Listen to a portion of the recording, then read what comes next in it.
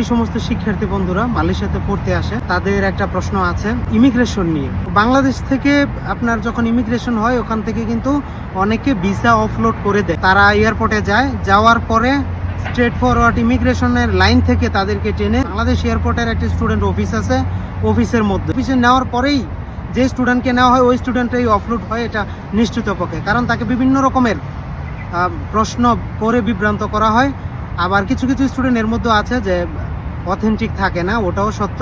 এই কারণে ওদেরকে যখন অফলোড সিল মেরে দেওয়া হয় পাসপোর্টে, তখন কিন্তু সে আর ফ্লাই করতে পারে না ওই দিন। যদি কোনো স্টুডেন্ট অফলোড হয়, তাদের ঢাকাতে একটা সেন্ট্রাল অফিস আছে স্টুডেন্টদের, কিছু সামথিং কিছু টাকা হয়তো বা খরচ হয়, অথবা উইদাউট চার্জেও কিন্তু তাকে ওই অফলোডটা উইথড্র করার একটা অপশন আছে।